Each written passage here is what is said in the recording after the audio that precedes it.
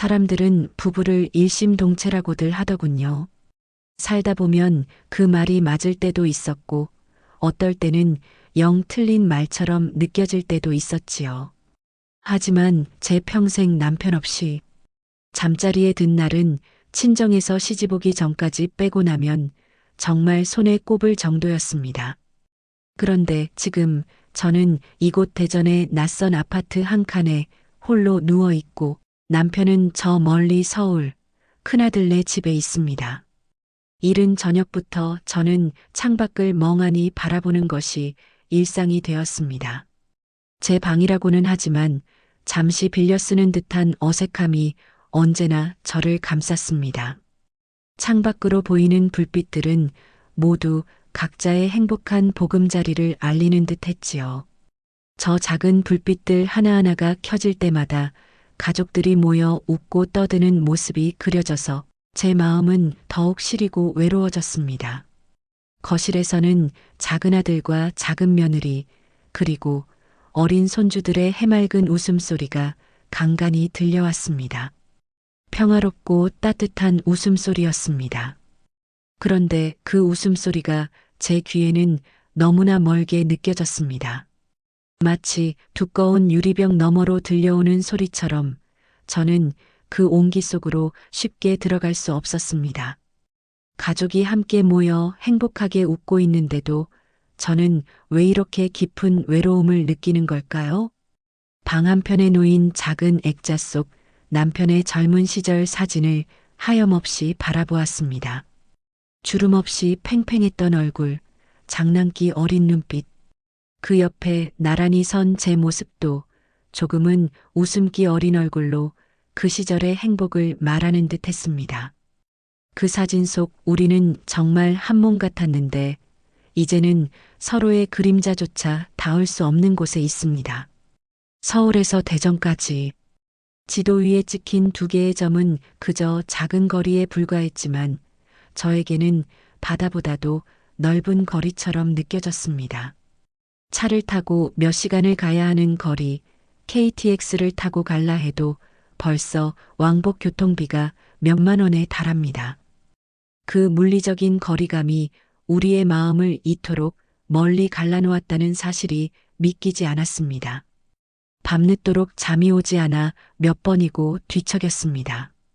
깊은 잠에 들었다가도 무의식 중에 옆자리에 누워있을 남편의 빈자리를 더듬으며 여보하고 작게 불렀다가 이내 제가 혼자임을 깨닫고 허탈하게 웃고는 했습니다. 제 삶의 절반 이상을 함께 붙어 지냈던 그 사람이 없다는 사실이 밤이 깊어질수록 더욱 선명하게 다가와 저를 짓눌렀습니다.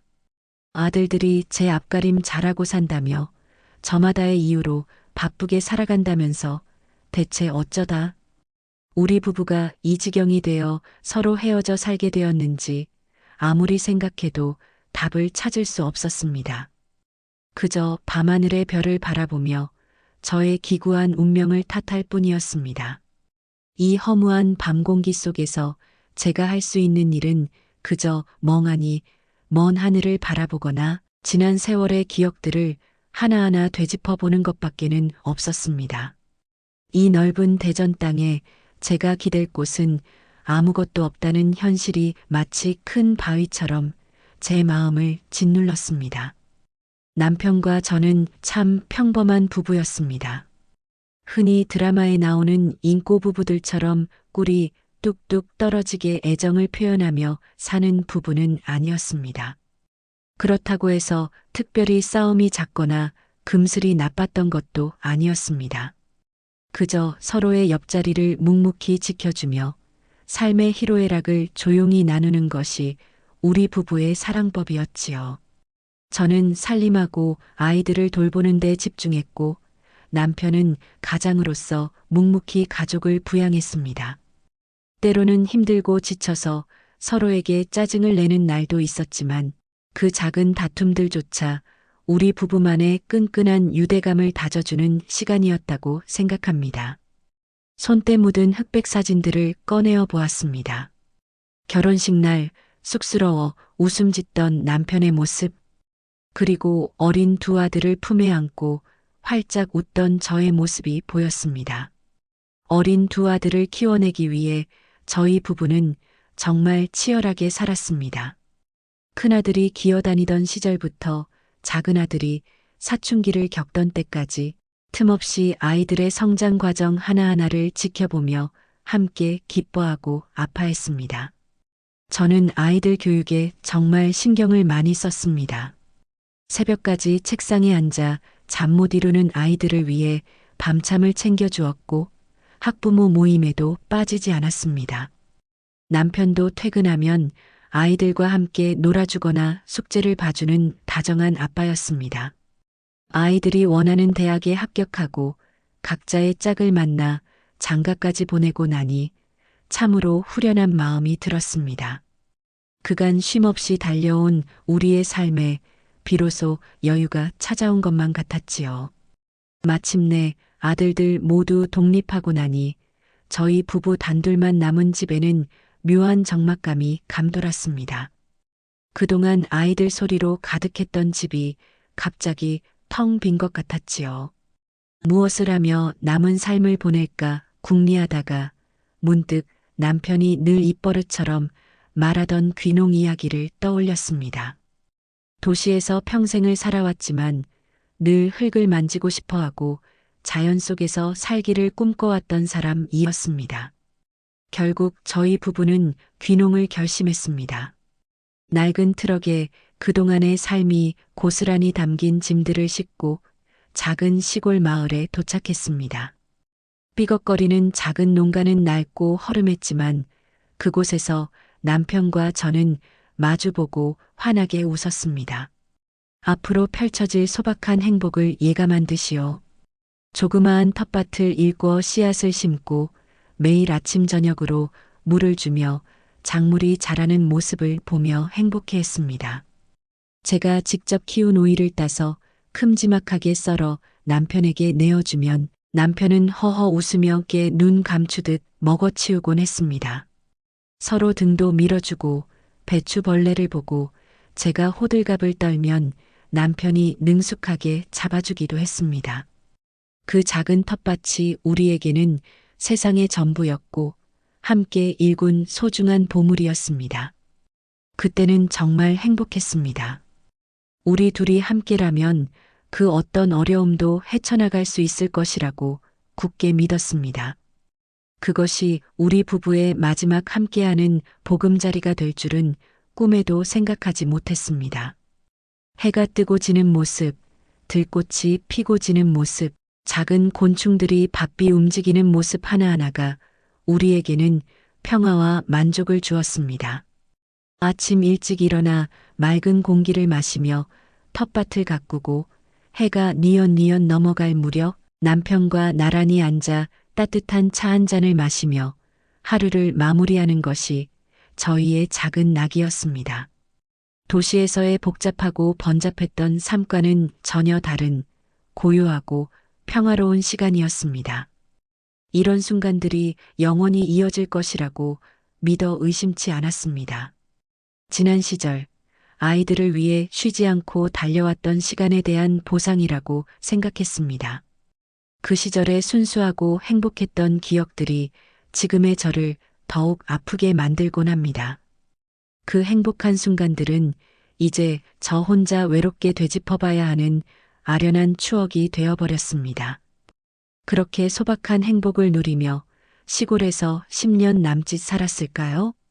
시간은 어느새 우리 부부에게 노년의 그림자를 드리우기 시작했습니다. 제 허리는 예전 같지 않아 텃밭 일을 조금만 해도 욱신거렸고 남편은 무릎 관절염 때문에 걸음이 점점 느려졌습니다.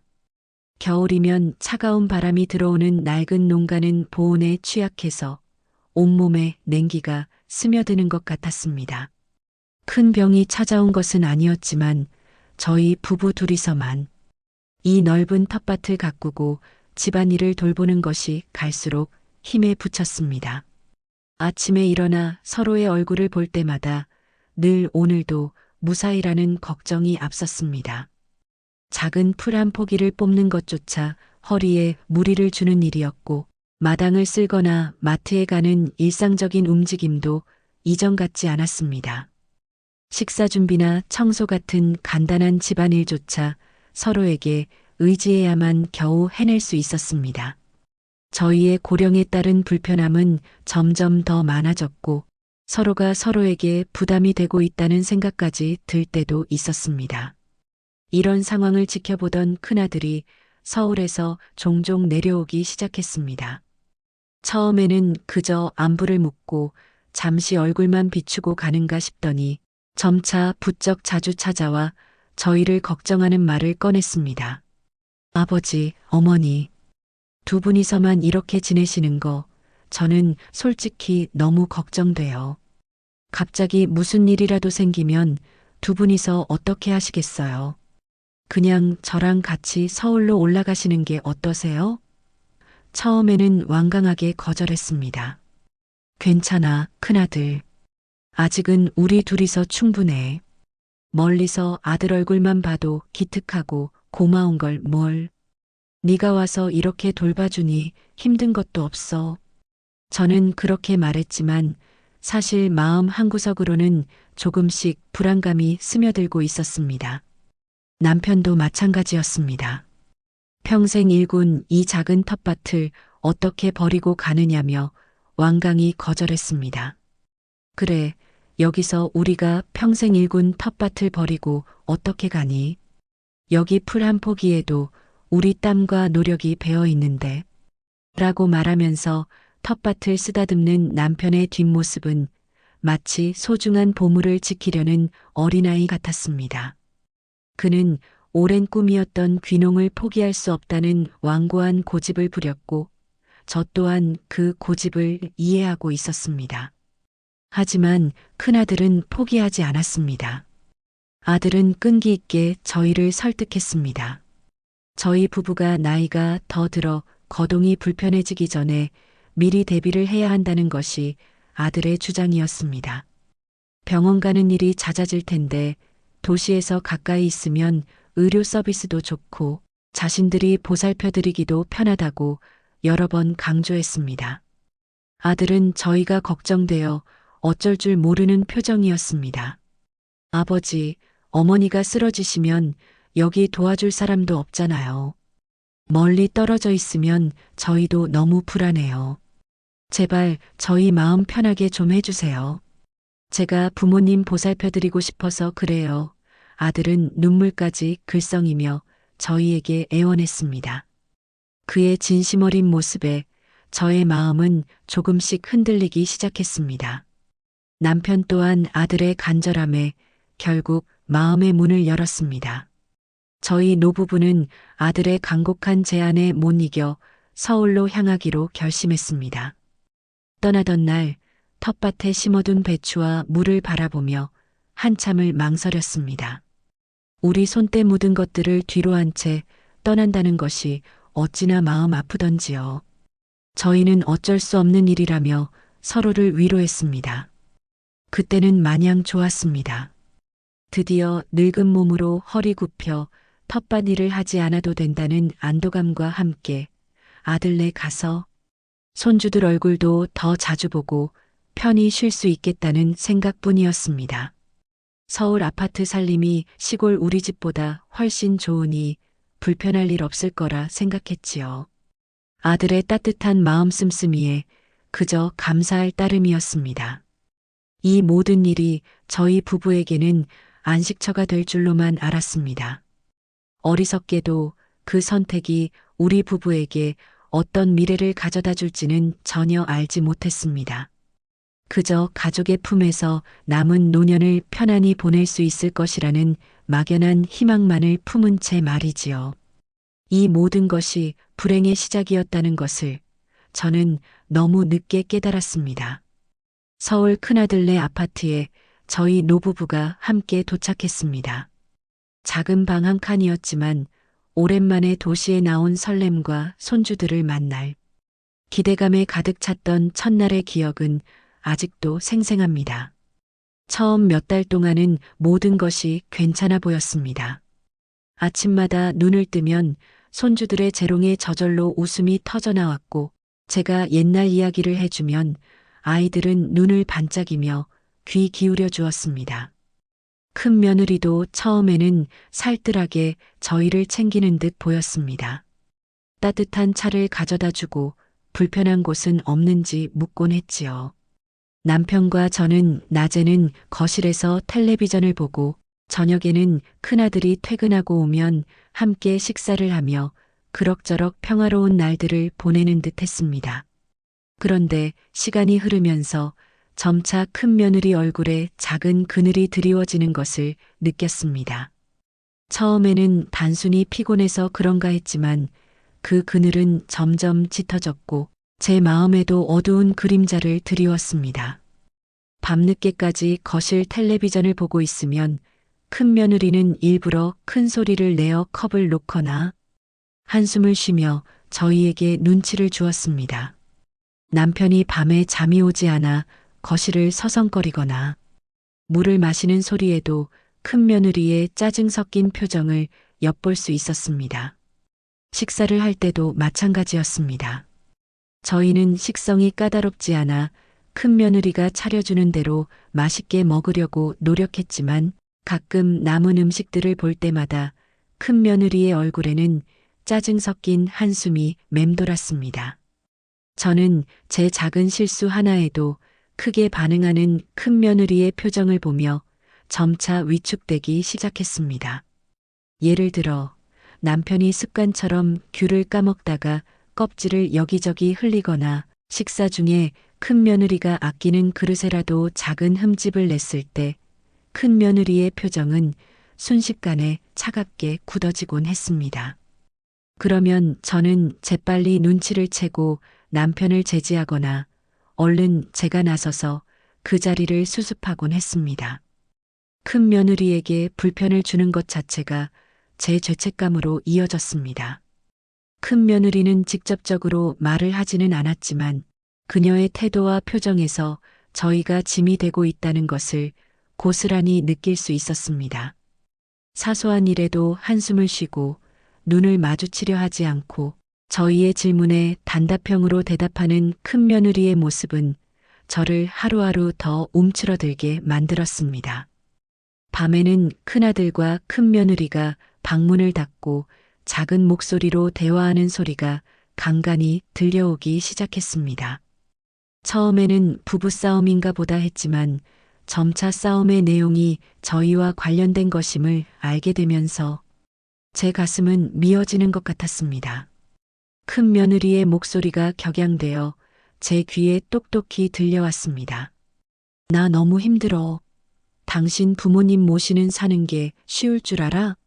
당신은 출근하고 없지만 나는 하루 종일 이 집에서 아버님, 어머님 보살피고 있다고. 내가 가정부라도 되는 줄 알아? 저는 그 목소리에 그대로 얼어붙었습니다. 큰아들은 며느리를 달래는 소리도 들렸습니다. 당신 지금 무슨 말을 그렇게 해? 부모님이 불편하다고 해도 어떻게 그런 말을 할 수 있어? 큰 며느리는 물러서지 않고 더욱 거세게 몰아붙였습니다. 도련님도 있는데 우리만 아버님, 어머님 모시는 거 너무 불공평하다고. 저는 그 밤 방문 틈으로 들려오는 그들의 싸움 소리에 몸서리를 쳤습니다. 남편도 제 옆에서 싸움 소리를 듣고 서로를 바라보았습니다. 남편의 얼굴에는 저와 똑같이, 아니, 저보다 더 큰 죄책감과 안타까움이 어려 있었습니다. 말없이 그의 마른 등을 토닥였지만 제 눈에서는 이미 뜨거운 눈물이 흐르고 있었습니다. 자식 부부 싸움 소리를 듣는 것만큼 괴로운 일은 세상에 없을 것이라고 생각했습니다. 우리가 여기 온 것이 혹시 민폐가 되는 것은 아닐까, 저희 때문에 자식들이 불화하게 된 것은 아닌가 하는 자책감이 제 마음을 온통 짓눌렀습니다. 가슴이 너무 아파서 그날 밤에는 잠도 제대로 오지 않았습니다. 남편 또한 밤새 뒤척이는 것을 느꼈습니다. 그와 저는 말없이 서로의 고통을 나누는 밤을 보내야만 했습니다. 그 적막하고 힘든 밤 공기 속에서 우리는 그저 서로의 옆에 있다는 사실만으로도 작은 위안을 삼으려 했습니다. 매일 밤 되풀이되는 싸움 소리와 아침마다 냉랭해지는 큰 며느리의 표정은 저의 삶을 조금씩 갉아먹는 것만 같았습니다.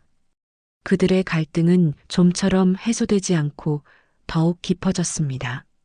큰 며느리는 매일 큰아들에게 자신의 불만을 토로했고 급기야 큰아들에게 최후 통첩을 하기 시작했습니다. 그 말은 차가운 비수가 되어 제 가슴을 깊이 파고들었습니다. 더 이상은 안 되겠어. 부모님 문제 정리 안 하면 난 이혼이라도 할 거야. 큰 며느리의 목소리는 평소보다 훨씬 더 단호하고 날카로웠습니다. 저는 귀를 의심할 수밖에 없었습니다. 평생 자식들 잘 되라고 헌신하며 살아왔는데 이제 와서 이혼이라는 말이 나올 줄은 상상조차 하지 못했습니다. 큰 며느리는 여기서 멈추지 않았습니다. 그녀는 끔찍한 제안을 던졌습니다. 당신 혼자만 아버님, 어머님 아들이야? 도련님도 있잖아. 왜 부모님 두 분 다 우리가 모셔야 하는 건데? 동서는 이런 고생 안 하고 나만 아버님, 어머님 모시면서 고생하는 거 너무 억울해. 아버님이든 어머님이든 딱 한 분만 우리가 모시는 걸로 해. 더 이상은 양보 못해. 동서도 당해보라고 하라고. 큰아들은 망연자실한 얼굴로 그 사실을 저희 노부부에게 전했습니다. 그의 얼굴은 고통과 혼란으로 일그러져 있었습니다. 그 작은 방에 앉아 큰아들의 말을 들으면서도 저는 현실을 받아들이기가 어려웠습니다. 믿을 수 없는 이야기였습니다. 제 옆에 앉아있던 남편도 저와 마찬가지였습니다. 그의 얼굴은 백지장처럼 창백해졌고 눈빛은 흔들렸습니다. 큰아들은 떨리는 목소리로 겨우 말을 이어나갔습니다. 아버지, 어머니, 정말 드릴 말씀이 없습니다. 제가 부모님 두 분을 다 모시지는 못할 것 같습니다. 큰 소리치고 모시고 왔는데 정말 죄송합니다. 큰아들은 고개를 깊이 숙였습니다. 저희 부부는 충격에 할 말을 잃었습니다. 평생을 함께 해온 동반자와 헤어지라니요? 그런 선택을 강요당하다니요? 말도 안 되는 일이었습니다. 제 마음속에서는 분노와 함께 한없는 슬픔이 치밀어 올랐습니다. 저는 떨리는 목소리로 겨우 물었습니다. 그럼 어쩌란 말이냐? 내가 갈 곳은 또 어디라고? 아들은 더 이상 말을 잇지 못했습니다. 그저 고개만 숙인 채 흐느낄 뿐이었습니다. 제 옆에서 남편이 떨리는 손으로 저의 손을 꽉 잡았습니다. 그의 손이 너무나 차갑게 느껴졌습니다. 여보, 남편의 목소리는 너무나 힘이 없었습니다. 그와 저 노부부의 눈에 눈물이 주르륵 흘렀습니다. 평생 한 번도 떨어져 본 적 없던 부부의 가슴 아픈 생이별이 눈앞에 닥친 순간이었습니다. 머리가 하얘지는 것 같았습니다. 남편과 제가 헤어진다는 것은 상상조차 할 수 없는 일이었습니다. 제 평생에 단 한 번도 그런 상황을 가정해 본 적이 없었기 때문입니다. 눈물을 흘릴 기운조차 없었습니다. 그저 이 모든 것이 지독한 악몽이기를, 꿈이기를 바랄 뿐이었습니다. 하지만 제 앞에서 고개를 숙인 채 흐느끼는 아들의 눈물을 보고는 모른 척할 수 없었습니다. 아들이 그렇게 괴로워하는데 제가 어떻게 모른 척할 수 있겠습니까? 결국 아들은 저에게 막내 아들의 집으로 가는 것이 좋겠다고 말했습니다. 이 소식을 들은 작은 아들과 작은 며느리는 난감해하는 표정이 역력했습니다. 특히 작은 며느리는 불편한 기색을 숨기지 못했습니다. 그렇게 저는 그 길로 서울의 큰아들네 집을 뒤로하고 대전에 있는 작은아들네 집으로 떠나게 되었습니다. 이삿짐도 변변치 않았습니다. 낡은 짐 가방 하나만을 든 채 큰아들의 집 현관을 나섰습니다. 남편은 차마 저를 배웅하지 못하고 방문간에 서서 말없이 눈물만 흘리고 있었습니다. 그 눈물은 저의 마음속에 영원히 지워지지 않을 상처로 남았습니다. 서울과 대전, 그 끔찍한 물리적인 거리만큼 우리의 마음도 멀어진다는 사실을 그때는 알지 못했습니다. 작은 아들네 아파트에 도착했을 때 작은 며느리는 저를 형식적으로 맞이했지만 그녀의 얼굴에는 불편한 기색이 역력했습니다. 차갑고 딱딱한 공기가 제 주변을 감쌌습니다. 큰아들네 집에서 겨우 숨통을 트고 살았는데 이곳은 그보다 훨씬 더 좁은 아파트였습니다. 저는 제 존재가 민폐가 될까봐 발소리조차 조심해야 했습니다. 숨조차 크게 쉴 수 없었습니다. 작은 아들은 평소에도 아내 눈치를 많이 보는 성격이었지만 어머니인 저와 함께 지내게 되자 그 정도가 더욱 심해지는 것을 느꼈습니다. 저에게 살갑게 대하고 싶어도 옆에 있는 아내의 시선 때문에 제대로 된 말 한마디 건네지 못하는 것 같았습니다. 그 모습이 제가 더 아프게 느껴졌습니다. 밤이 깊어지면 작은 아들과 작은 며느리가 방문을 닫고 작은 목소리로 대화하는 소리가 제 방까지 들려오곤 했습니다. 제가 잠든 줄 알았을까요? 작은 며느리의 목소리는 낮게 깔려 있었지만 그 안에 담긴 불만은 너무나 선명하게 들렸습니다.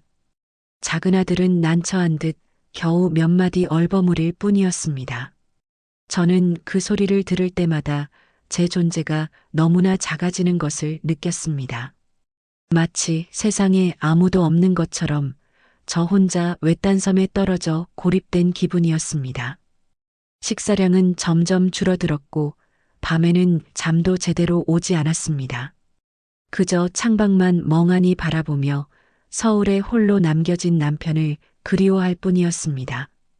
그는 잘 지내고 있을까? 나 때문에 잠 못 이루고 아파하고 있지는 않을까? 수많은 걱정들이 제 머릿속을 맴돌았습니다. 대전의 낯선 거리들을 걷다가도 문득 여기가 어디인지, 내가 무엇을 하고 있는지 멍해질 때가 많았습니다. 주변에 활기 넘치는 사람들과 저의 외로움이 극명하게 대비되어 더욱 비참하게 느껴졌습니다. 낯선 환경, 익숙하지 않은 사람들의 억양, 무엇 하나 저에게 편안함을 주는 것이 없었습니다. 어쩌다 남편과 전화 통화를 할 때면 서로의 안부를 묻는 몇 마디가 끝나면 이내 깊은 침묵이 흘렀습니다. 말로는 차마 다 전할 수 없는 슬픔과 그리움, 그리고 미안함이 그 침묵 속에 가득했습니다.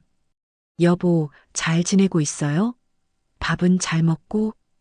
제 물음에 남편은 힘없는 목소리로 대답했습니다. 그럼 잘 지내고 말고. 당신은 거기서 불편한 건 없고? 저는 괜찮지 않아도 괜찮다고 대답했습니다. 우리는 서로에게 거짓말을 할 수밖에 없었습니다. 서로를 걱정하게 만들고 싶지 않았으니까요. 전화를 끊고 나면 각자의 자리에서 깊은 한숨을 내쉬는 소리가 마치 들리는 듯 했습니다. 억지로 괜찮은 척하는 연기가 저를 더욱 지치게 만들었습니다. 저의 노년은 그저 외로움과 슬픔, 그리고 불편한 눈치의 연속이었습니다. 언제쯤 이 고통에서 벗어날 수 있을지 끝없이 이어지는 어둠 속에서 한 줄기 빛조차 보이지 않는 것 같았습니다. 그저 하루하루를 버텨내는 것이 저의 유일한 목표가 되었습니다. 제 삶은 이제 자식들에게도 그리고 남편에게도 짐이 되었다는 생각에 몸과 마음이 모두 병들어가는 것만 같았습니다. 거울을 보며 초라하고 지친 제 모습을 마주했습니다. 깊게 패인 주름들 사이로 슬픔으로 축 처진 눈동자가 보였습니다. 아무것도 할 수 없다는 무력감과 함께 한없는 눈물이 흘러내렸습니다. 주름진 얼굴을 타고 뜨거운 눈물이 뚝뚝 떨어져 내리는 것을 보면서 제 삶이 대체 왜 이렇게 비극적으로 흘러가고 있는지 알 수 없었습니다. 과연 이 모든 것이 제 탓일까요? 아니면 세상의 흐름에 몸을 맡긴 채 스스로를 돌보지 못한 저희 부부의 잘못일까요? 질문은 끊이지 않았지만 답은 어디에도 없었습니다. 방 한편에 놓인 낡은 트렁크는 이제 더 이상 의미가 없었습니다. 그 안에는 제가 살던 시골집에서 가져온 작은 추억들 뿐, 저를 이 비극적인 현실에서 건져낼 그 어떤 힘도 가지고 있지 않았습니다. 남편이 가장 아끼던 낡은 밀짚 모자를 만지작거리며 눈물을 뚝뚝 흘렸습니다. 남편의 땀방울이 배어 있는 듯한 그 모자는 제가 그토록 그리워하는 과거의 행복했던 시간들을 고스란히 담고 있는 듯 했습니다. 아들들은 자신들의 방식대로 효도를 하고 있다고 생각했겠지요. 며느리들은 자신들이 내린 결정이 최선이라고 여겼을 것입니다. 하지만 저희는 그저 노부모 부양 문제라는 잔인한 드라마 속 조연이 되어버린 기분이었습니다. 평생 자식들을 위해 헌신하며 살아왔는데 이제 와서 자식들에게 짐짝 취급을 당하며 이토록 깊은 상실감을 느끼게 될 줄은 꿈에도 몰랐습니다. 평생의 동반자와 강제로 헤어져 마치 영원한 생이별을 하는 듯한 느낌이었습니다. 누구에게도 말할 수 없는 서러움이 제 가슴을 짓눌렀습니다. 제가 이토록 힘들어도 누구 하나 제 마음을 헤아려주는 이가 없는 외로운 현실 속에서 저는 점차 지쳐갔습니다. 이대로 가다가는 제 몸과 마음이 모두 병들어 버릴 것 같았습니다. 더 이상 이대로 있을 수는 없었습니다. 제가 죽더라도 이 싸움 속에서는 죽지 못할 것이라 생각했습니다. 죽는 것은 고사하고 평생의 반려자인 남편과 헤어진 채 이렇듯 고통스럽게 숨 쉬는 것도 제게는 너무나 큰 벌이었습니다. 어느 날 밤 작은 며느리가 저 몰래 방에 들어와 제 옷가지를 뒤지는 소리가 들렸습니다. 정신이 번쩍 들었습니다. 분명 돈을 찾으려는 속셈일 것입니다. 자식들에게 아무리 많은 것을 베풀어도 결국 이 노년에는 돈이 없으면 이렇듯 멸시를 당하는구나 하는 뼈아픈 깨달음을 얻었습니다. 그때 번뜩 떠오르는 것이 있었습니다. 제가 젊은 시절부터 꼬박꼬박 모아두었던 비상금, 그리고 자식들 결혼시키고도 남편과 제 노후를 위해 혹시 모를 비상사태에 대비하여 남편 모르게 숨겨두었던 돈이 있었습니다. 혹여 자식들이 힘들 때 도움이 될까 하여 숨겨두었던 그 돈은 누구에게도 들키지 않고 은행 깊숙한 곳에 그대로 잠들어 있었습니다. 그 돈은 자식들에게 주려고 아껴둔 것이기도 했지만 사실은 제 마지막 자존심이었습니다. 이제 이 돈을 사용해야 할 때가 온 것만 같았습니다. 다음 날 아침 저는 작은 짐 가방 하나를 꾸려 작은 아들네 집 현관을 나섰습니다. 아침 일찍 나서는 저를 보고 작은 아들과 작은 며느리는 잠시 의아해하는 눈치였지만 저는 아무 말 없이 굳게 닫힌 문을 등지고 발걸음을 옮겼습니다. 대전역으로 향하는 길은 제 마음처럼 불안했습니다. 하지만 곧 남편을 다시 만날 수 있다는 생각에 가슴이 벅차오르기도 했습니다. KTX에 몸을 싣고 서울로 향하는 동안 저는 숨겨두었던 비상금에 대해 그리고 우리의 새로운 노년을 어떻게 꾸려나갈지에 대한 계획을 머릿속으로 수없이 되뇌었습니다. 서울역에 도착하자마자 저는 바로 큰아들네 집으로 향했습니다. 큰아들과 큰며느리에게는 미리 연락하지 않았습니다. 그들을 다시 대면할 용기가 나지 않았을 뿐더러 저의 이번 결정은 오직 남편과 저 둘만을 위한 것이었으니까요. 벨을 누르고 문이 열리자 남편이 초췌한 모습으로 문 앞에 서 있었습니다. 몇 달 만에 본 남편은 그새 더 야위고 늙어 보였습니다. 남편의 눈에도 저와 같은 슬픔과 그리움이 가득했습니다. 여보, 제가 먼저 말을 꺼냈습니다. 나왔어요. 우리 이제 다시 같이 살아요. 남편은 제 손을 잡고 눈물부터 흘렸습니다. 큰아들과 큰며느리가 놀란 얼굴로 거실에서 나섰습니다. 저는 그들의 눈빛을 피하지 않고 남편의 손을 잡고 단호하게 말했습니다. 그동안 고마웠다. 너희들 힘들게 해서 미안했다. 하지만 이제는 너희들 눈치 보지 않고 우리 부부끼리 살아가려 한다. 너희들을 위해 아껴두었던 돈이 있었단다. 이 돈으로 우리 둘이서만 살 곳을 알아보고 있었다. 큰아들과 큰며느리의 얼굴에는 놀라움과 당황스러움, 그리고 알 수 없는 부끄러움이 스쳐 지나갔습니다. 저는 더 이상 그들의 눈치를 볼 필요가 없었습니다. 저는 남편에게 그동안 제가 홀로 품어왔던 계획을 이야기했습니다. 여보, 나이가 들수록 건강이 중요하다고 늘 말했잖아요. 그래서 제가 고급 실버타운들을 좀 알아봤어요. 요양과 건강관리가 다 되는 곳이라더라고요. 우리 돈 걱정 없이 거기서 살아요, 이제. 남편은 처음에는 믿지 못하는 듯 했습니다. 여보, 정말인가? 우리가 다시 같이 살 수 있단 말인가? 떨리는 목소리로 제게 되묻는 남편의 눈가에 눈물이 고였습니다. 저는 남편의 손을 잡고 고개를 끄덕였습니다. 네, 여보. 이제 더는 자식들 눈치 보며 힘들게 살지 않아도 돼요. 우리 둘이서 오붓하게 서로 보살피며 지낼 수 있는 곳이에요. 당신도 요양과 건강 관리를 받을 수 있으니 남은 여생 편안하게 보내요, 우리. 결심을 굳힌 남편은 더 이상 주저하지 않았습니다. 그는 큰아들에게 자신의 뜻을 단호하게 전했고, 저는 작은아들과 작은 며느리에게 짐이 되었던 짐 가방을 당당히 내려놓았습니다.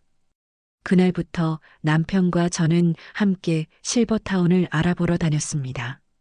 서울 근교, 경기도 곳곳을 다니며 여러 곳을 직접 둘러보았습니다. 힘든 과정이었지만 서로의 손을 잡고 다시 미래를 계획한다는 사실만으로도 우리는 다시 살아갈 힘을 얻었습니다. 마침내 모든 것이 마음에 드는 아늑하고 깨끗한 실버타운을 찾아 나란히 입주했습니다.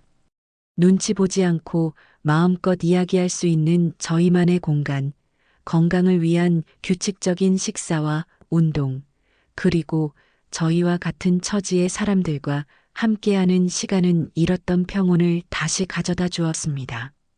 넓은 잔디밭을 함께 걷고 도서관에서 책을 읽어주며 작은 텃밭을 다시 가꿀 수 있다는 사실에 우리는 말할 수 없는 행복을 느꼈습니다. 어쩌다 우리가 헤어졌을까요? 그 질문에 대한 완벽한 답을 찾지는 못했습니다. 하지만 이제는 압니다. 비록 잠시 헤어져 있었지만 우리는 결국 다시 만났다는 것을, 그리고 우리 스스로의 삶을 책임지고 누구의 눈치도 보지 않으며 당당히 살아갈 수 있다는 것을, 우리의 사랑과 존엄성은 자식들이 주는 것이 아니라 우리 스스로 지켜내는 것이라는 깨달음을 얻었습니다. 이제 저는 두렵지 않습니다. 스스로의 힘으로 서는 법을 배웠고 무엇보다 평생의 동반자인 남편과 함께할 수 있으니까요. 지금까지 은빛 라디오였습니다. 앞으로 더 재미있고 감동적인 이야기로 찾아뵙겠습니다. 구독과 좋아요도 부탁드립니다. 감사합니다. 행복한 하루 되세요.